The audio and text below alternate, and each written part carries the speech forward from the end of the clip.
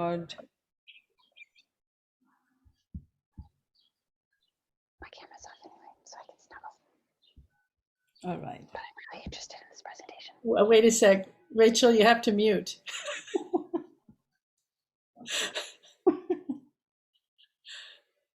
Why don't you hit no. Yeah, I think everyone is on mute now. Hi, everyone. Today I'm presenting breast cancer and microbiota. For those of you are visual learners, I have lots of pictures on the slide. And again, to keep us hooked, because microbiota is something we need to see pictures to keep ourselves attentive to that. Why microbiota? We all know that breast cancer, there's a relationship between genetics, epigenetics, and the microbiota. But genetics plays only 10% or less than 10% in the causation of breast cancer. So there is a growing body of interest between the role of environment and metagenome in the causation of breast cancer. And there's a growing research if we can use these beneficial bugs to help with the with reduction of breast cancer or maybe help as a treatment modality in breast cancer.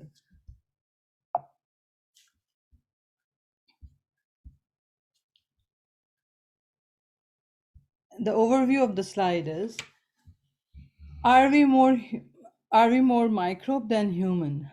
Microbiome science suggests that humans are made up of more microbial cells and genes than human cells. And what's the difference between microbiome and microbiota? And in this presentation, I'll be using them interchangeably. Microbiota specifically means the microbes which are present. When we talk about microbiome, it's more of their genetic material and genome overall. And in this presentation, we are trying to understand the human microbiota and its functions. It has been found that breast cancer patients, they have less diverse fecal microbiota. And again, there is a two-way relationship between breast cancer and microbiota, which means the risk factors such as obesity and aging may be contributing to microbial dysbiosis, and likewise, it could be microbial dysbiosis which may be causing adiposity. And again, as I said, can these beneficial bugs be a new target for therapeutic approaches like fecal transplant? And again, this presentation have few simple tips to have a healthy microbiome. Where am I going?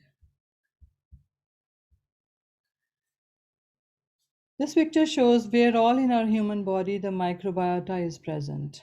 It's present almost in every cell of the body. The human microbiota is a universe of microbes that live in different habitats of our body. Most of it is in the gut, and even saying that, it's not the stomach and the upper intestine which homes or houses most of it. Most of the microbacteria is present in the lower intestinal tract. But our skin, nose, pharynx, conjunctiva, the urethra, they all have microbiota and they all have different functions. As it says, the nose, it helps with warding off antimicrobial chemicals, it helps with mucus production. The microbiota of each organ is a potent determinant of disease. It has been seen that dysbiosis could be the leading cause of metabolic disorders, inflammatory, autoimmune diseases, or allergies. There are some epidemiological studies which suggest that human microflora contributes to 16 to 18% of worldwide malignancies. So gut microbiota, as I said, it's an invisible organ which is present and it's the most important to human health.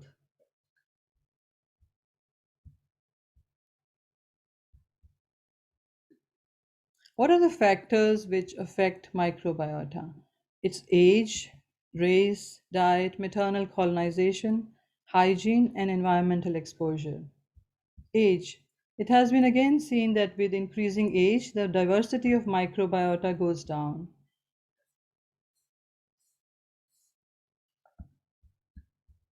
Race. More than the ethnicity of or race, it's the common geographical location which determines microbiota. So it has been seen that people who live in same geographical location, they have similar gut microbiota, and this could be due to this multiple common lifestyle factors. A diet which is rich in sugar and processed foods, it causes microbial dysbiosis. Hygiene, again, it maternal colonization. The mode of delivery of a baby, the infant is pretty much born with a sterile gut, and it gets its first dose of gut bacteria from mom as it passes through the vaginal tract. So, which means that kids who are born or infants who are born by C-section, they have less of protection or less of gut microbe. Hygiene, living in sterile environments. Could we be weakening our immune system if we live in a very sterile environment or use lots of disinfectants? Environment, exposure to antibiotics. Of course, antibiotics, they flush off the good and the bad, and xenobiotics, they all affect the microbiome. This is a picture showing a baby in neonatal intensive care unit, and there was a study which was done on preterm infants who were separated from their moms, and it was found that it could be stress, a trauma of separation from, or medical procedures that has already produced changes in the composition of infants' gut microbiome.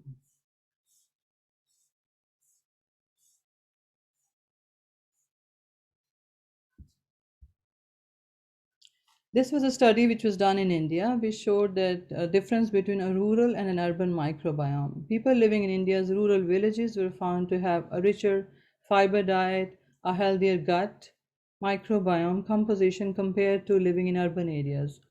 Rural populations have a healthier, calmer, greener living environment, and their diet is usually local staple food, which is rich in fiber. And the conclusion was that rural population has a healthier gut. Again, it has been seen that richer communities who consume more of processed foods, they have a poor gut than compared to the underdeveloped world. Now, what is estrobolome? There are certain gut microbes which play a role in breast cancer, and they do that by increasing the serum estrogen levels. Most of the metabolism of estrogen or the breakdown of estrogen happens in the liver. So liver breaks it down with the help of its enzymes and microbes into soluble estrogens, which can be flushed by the kidneys by urinary excretion, or they can come out of, sorry for that, I keep moving my hands and my slides are going everywhere.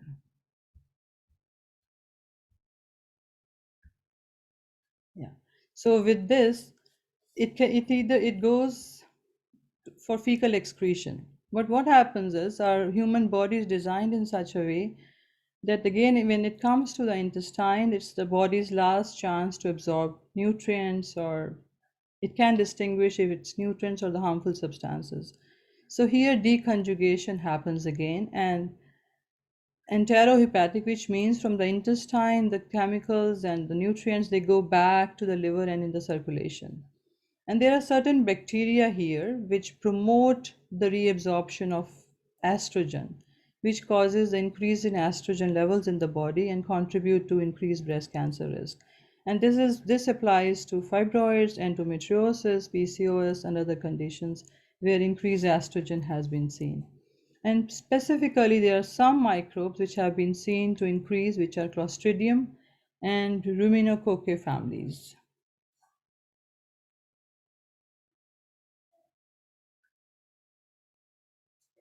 Obesity, breast cancer, and microbiota. Obesity is an important risk factor for breast cancer. Specifically, a correlation has been found in postmenopausal women who gain weight. And again, this is a two-way relationship. Obesity causes microbial dysbiosis, and or microbial dysbiosis can cause adiposity. So what happens in obesity is there's increase in the harmful or the pathogenic bacteria, increased firmicutes, there's an increase in gram negative, there's less diversity of the gut microbiome. This junction, which is the epithelial junction of the intestine, it's damaged, which causes leaky gut, harmful substances, they start coming in the intestine or in the circulation. There is insulin resistance, which is again a big risk factor for um, breast cancer, and there is a risk of cardiovascular disease. Aging, breast cancer, and microbiota. Aging is a non-modifiable breast cancer risk, and with aging, it has been seen that there is less of diversity, less of microbiome diversity. It has even researchers can guess your age based on your microbiome. Your microbiome, if you have not been conscious of it, would be less diverse as you age. Again, tumor necrosis factor, interleukins would be more in an aged gut. And these are all pro-inflammatory markers for breast cancer. Even the production of small chain fatty acids, which are food for intestine, it's less in aged populations. Dysbiosis and chronic inflammation. So this is a healthy gut which is abundant in lactobacilli and bifidobacteria. And this is a gut which is more of a gram-negative or pathogenic bacteria, and there's less of lacto and bifidobacteria. Most of the estrogen receptor positive breast cancers are detected in postmenopausal women, where the systemic estrogen levels are it's already declined. So in the postmenopausal woman, it's mostly the adipose tissue from where the estrogen is coming, and this requires the intestinal bacteria or the gut microbiome to work on it. And again, it has been seen with adiposity, it leads to increase in the prostaglandins and COX-2 enzyme, which leads to increased inflammation in the body. That's the reason that some of the non-steroidal anti-inflammatory drugs have been used, and they reduce the risk of estrogen receptor positive breast cancer.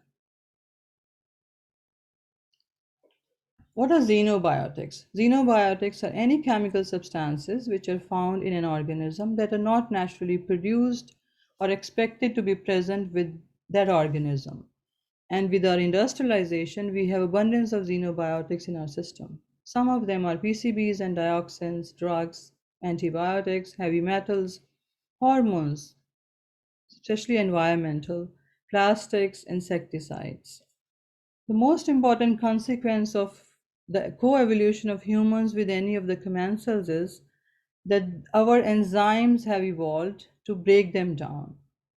But if there is a dysbiosis in the gut, these it doesn't work so well, and we are not able to break down these xenobiotics. There has been seen this the E. coli or the Shigella bacterial group, a member of, I won't go in the details. So the E. coli and the Shigella group, they produce some enzymes which is called beta glucuronidase. So this plays a major role in the if or breaking down of this endocrine disrupting chemicals such as BPA. And these endocrine compounds, they cause alterations in the gut microbiota, which leads to increased estrogen levels and thus increased incidence of the ER positive breast cancers. Now, can these beneficial bugs or the good microbiome be used as a new therapeutic approach? Fecal microbiota transplantation has been seen to be helpful in many inflammatory bowel diseases, Clostridium difficile infection. It has been helpful in even chronic liver and kidney disease, neuropsychiatric disorders, many autoimmune and allergic conditions.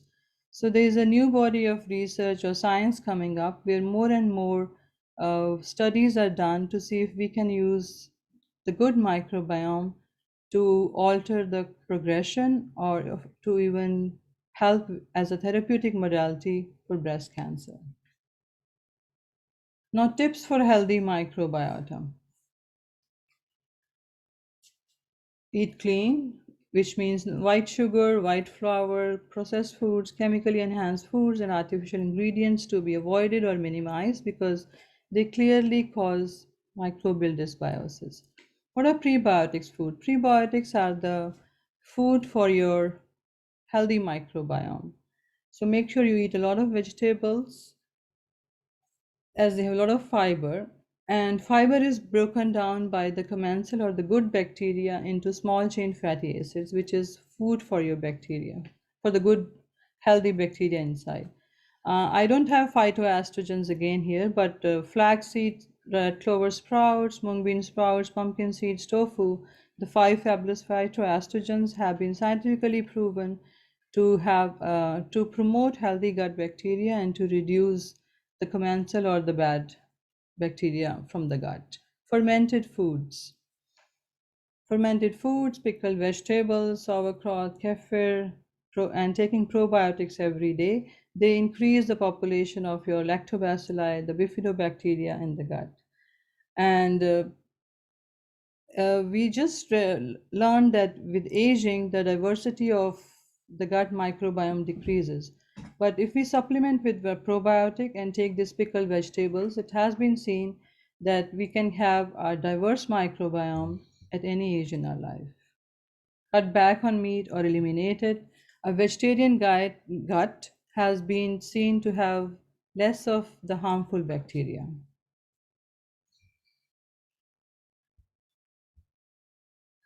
Stress. Stress, as it has effect on each organ, it has a big effect on the gut. So it causes a microbial dysbiosis. Any way which works with you, play with a pet, meditate, listen to music, exercise, or take a nap. It helps with your gut microbiome. It boosts your immunity. Your garden has its own microbiome. Let the natural world microbiome enter your lives. Take your kids' garden and grow vegetables with them. It has been seen that a leaf of spinach plant has over 800 species of bacteria over it. So that's how we can have more microbial diversity when we interact with nature. And spending time in nature has a double effect as an antidepressant. So you build your healthy gut, you build your immune system, and it works as an antidepressant.